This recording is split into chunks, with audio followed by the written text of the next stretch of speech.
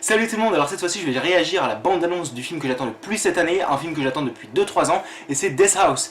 Donc ça parle de deux agents fédéraux qui inspectent la Death House, une prison qui abrite les pires criminels de la Terre, et à l'intérieur, les médecins et autres scientifiques droguent les prisonniers avec un gaz hallucinogène qui leur permet de se retrouver dans une réalité virtuelle pour qu'ils puissent se vider de toutes leurs pulsions meurtrières. Mais une gigantesque panne libère tous les prisonniers de l'établissement, et là les deux agents fédéraux et le docteur Fletcher vont devoir traverser les 9 niveaux de la prison pour demander de l'aide aux Five Evils, 5 êtres au pouvoir surnaturel qui habitent en enfer justement, cette fameuse porte voilà, située sous la Death House, et ils vont demander à ce qu'ils puissent rétablir l'ordre dans l'établissement. Donc voilà, voilà, j'attends ce film avec impatience. Voilà, il y a cette bande-annonce qui est arrivée, donc c'est parti. The Death House, established in 1954, serves as a federal maximum security prison. Welcome to the Death House. Does it live up to what you studied? Estimated at 12 hours. Some are dosed with just LSD, while others are subjected to electroshock, sensory deprivation, all to break down the subject's personality. They've got some surprises waiting for you and your girl here. Our goal is to eradicate evil. Did Sieg ever mention Death House to you? Ever any talk of the Five Evils? I know this house is insane, and I know that you have to be careful. Don't you have something special lined up to kill everybody inside this town hall? What about the Five Evils?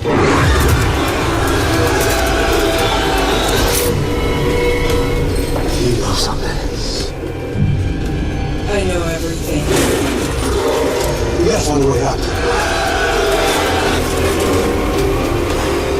I am immortal. We need to get out of here. I will follow you to hell. The way out is not that way. It's down. We forgot to close the elevator shaft.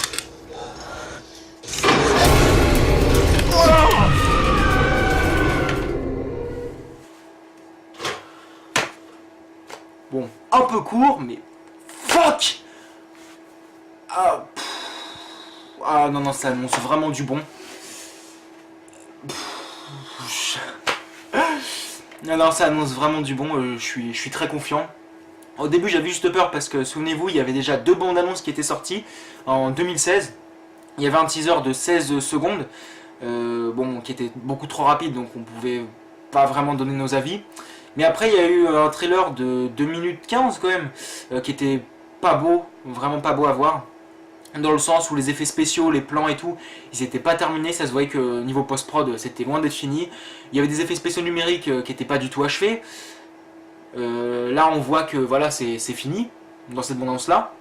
Donc voilà, il y avait les écrans verts et tout, c'était pas fini, c'était moche. En plus de ça, vous savez, il y a ce genre de filtre qu'on met au niveau de l'image pour faire cinéma, enfin pour montrer que c'est vraiment un film et pas un documentaire. Et bah ce filtre là n'avait pas été mis dans la bande-annonce de 2 minutes 15. Donc voilà, ça donnait vraiment un rendu dégueulasse, on avait l'impression d'assister à la bande-annonce d'un film Asylum, donc sci-fi.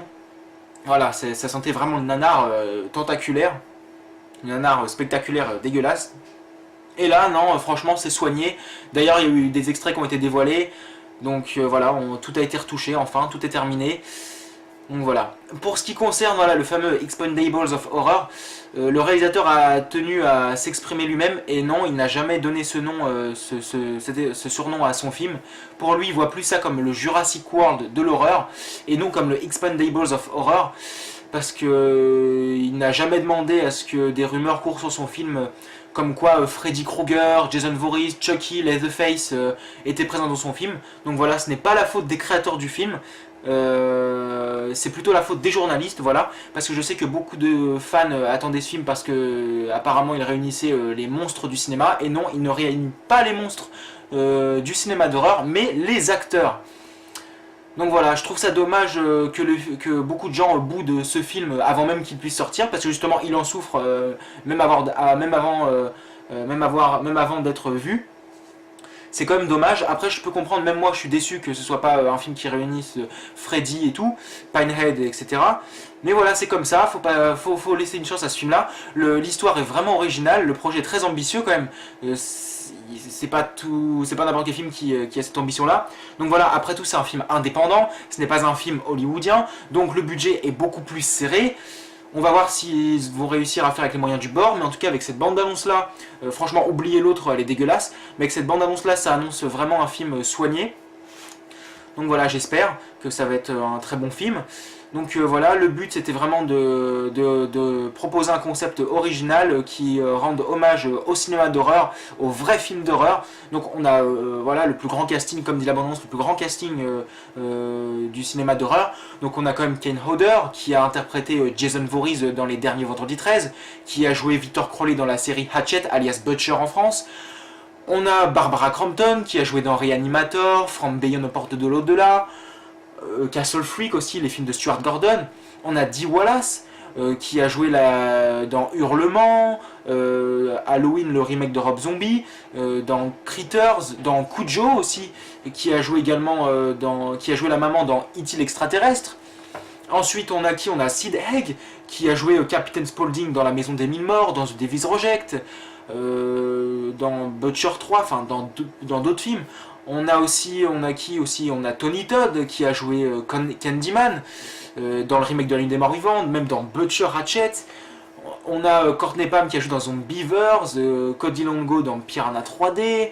On a aussi Felissa Rose aussi dans Massacre au camp d'été, Sleepaway Camp, qui va jouer aussi dans Hatchet 4, Butcher 4. Puis ensuite on a Michael Berryman qui a joué dans La colline à des yeux, l'original, qui a joué aussi dans The Devil's Reject. On a aussi Bill Moseley, un des acteurs fétiches de Rob Zombie, qui a joué dans La Maison des Mille Morts, The Devil's Reject, Halloween, le remake. Voilà, et encore j'en passe, il y a tellement d'acteurs. On a même Gunnar Hansen, et justement Gunnar Hansen c'est le Leatherface, celui qui a joué Leatherface dans le tout premier Massacre à la tronçonneuse de 1974. Gunnar Hansen c'est celui qui a rédigé d'ailleurs le script de Death House, mais qui malheureusement est mort au cours de l'écriture du scénario en novembre 2015 à la suite d'un cancer. Donc c'est le réalisateur Harrison Smith qui a pris les rênes, mais qui était déjà avec Gunnar Hansen dès le début du projet. Donc voilà, Harrison Smith, j'ai vu aucun de ses films parce qu'il faut savoir qu'ils ne sont pas connus et c'est pas des films spécialement bons selon les notes, les spectateurs, mais moi je m'inquiète pas parce que tout réalisateur peut s'améliorer. Donc voilà, je vais pas cracher sur un film dès le début avant même de l'avoir vu. Donc Harrison Smith, il a réalisé Camp Dread et il a réalisé aussi Zombie Killers, je crois. Enfin voilà, ces films sont pas du tout connus et puis ils sont inédits en France, ils sont pas du tout édités en DVD. À la rigueur, on peut juste les voir en streaming en VOST. Et encore voilà, moi le streaming je bannis, moi je vois que les films en DVD Blu-ray. À la télé, à la rigueur, si ça passe, ou sur Netflix. Mais voilà, ce film, voilà, c'est à petit budget, c'est voilà, faut pas lui cracher dessus parce que c'est pas le Expendables of Horror, mais c'est juste le Jurassic World de l'horreur. Donc voilà. Le film a connu quelques avant-premières et autant le dire tout de suite, il a eu d'excellents avis, d'excellentes notes, d'excellents retours. Donc voilà. Donc on a voilà d'un côté donc le gros paquet c'est les bons avis et puis à côté le tout petit paquet c'est les avis négatifs. Donc voilà, ce film d'horreur, il est fait pour les fans, les vrais fans de films d'horreur, du cinéma d'horreur pur. C'est voilà, il y aura beaucoup d'hommages, il y aura beaucoup de clins d'œil, mais le film aura sa propre identité aussi bien au niveau du scénario que du visuel. Voilà, moi je suis super confiant. J'ai vraiment hâte de le voir ce film. Il sortira au cinéma le 23 février aux USA et sortira en DVD, Blu-ray, en VOD en juin 2018. En France, on ne sait pas encore, mais j'espère que le film sortira très vite. Je ne pense pas qu'il sortira au cinéma en France, étant donné que c'est un film indépendant d'une part. C'est très très rare que les films d'horreur indépendants sortent voilà, comme ça au cinéma, surtout ce genre de film en plus, Death House. C'est vraiment, voilà, ça serait vraiment trop beau pour être vrai. Voilà, après si le film fonctionne énormément aux États-Unis, je pense que ça va faire écho en France. Voilà, parce qu'on a eu Get Out, ça réunit tous les acteurs des films d'horreur indépendants, quasiment. Alors oui, on n'a pas Robert Englund, ni Bruce Campbell, ni Jamie Lee Curtis, ni Daniel Harris, mais on pense que ces acteurs-là figureront dans la suite de Death House, parce que oui, en effet, Death House serait le premier épisode d'une franchise, d'une série qui s'étendrait sur 6 films, 6 volets, 6 épisodes. D'ailleurs, la suite s'appellerait Dawn of Five Evils, donc ce serait le préquel de Death House, donc qui parlerait des 5 démons, les 5 fameux êtres qui sont dotés de pouvoirs surnaturels. Donc voilà. Donc pour en revenir sur la sortie du film, voilà, j'espère qu'il sortira très vite en France. Parce que voilà, en France, on édite beaucoup de films, les mêmes films 10 000 fois en DVD Blu-ray, mais on n'édite pas les films inédits. Donc c'est un peu con et contradictoire, je trouve ça dégueulasse. On parie que l'Allemagne sera le premier pays à éditer ça en Europe. Death House, ce sera voilà. Le film a reçu sa classification aux USA, donc il est classé R. C'est-à-dire que le film est gore, très violent, brutal, et puis même au niveau du langage et tout. Il y a des grossièretés, il y a aussi de la nudité, il y a des références au sexe, enfin voilà. A noter que le réalisateur a précisé que les effets gore ne seront pas numérisés, ils seront à l'ancienne. Les seuls effets numériques que vous verrez, ce sera juste voilà, le concept de la réalité virtuelle. Comme on a pu voir le personnage de Sid Haig, voilà, qui se retrouve voilà, dans son petit univers, histoire de décompresser un peu. Donc voilà, c'est... voilà. Et puis aussi, on nous a promis aussi des personnages de films d'horreur inédits. Donc voilà, ce film d'horreur, j'espère qu'il fera succès pour qu'on puisse le découvrir en France très vite, en espérant qu'il sera projeté au festival de Gérardmer, le film fantastique, voilà, le festival du film fantastique de Gérardmer.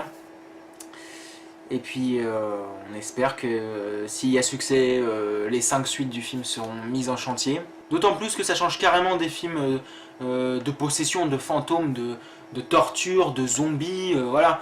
Pour moi, il y a eu de très rares films d'horreur qui sont sortis du lot ces dernières années. On a eu The Green Inferno avec le film de Cannibal, qui ressuscitait le film de Cannibal italien des années 70-80, qui était tourné dans une vraie jungle en plus et pas dans un studio. Après on a eu quand même It Follows qui proposait un concept original. Donc voilà, il y a eu de très rares films qui sont sortis du lot. Il y a eu Get Out aussi avec un sujet très captivant, voilà, très intriguant, et qui n'était pas forcément basé sur ce qu'on pensait, sur ce qu'on attendait, et voilà, ça j'ai trouvé ça malin. Donc voilà, j'espère que Death House s'inscrira dans cette lignée qui sera originale, qui aura sa propre identité. Donc j'espère que le film, que la bande-annonce vous a donné envie, que l'histoire vous a donné envie. N'hésitez pas à donner vos avis sur cette bande-annonce, certes courte, j'espère qu'il y en aura une autre. Et puis voilà, vos avis sont les bienvenus, et puis je vous remercie d'avoir accordé du temps à ma vidéo, et puis je vous dis à la prochaine, salut!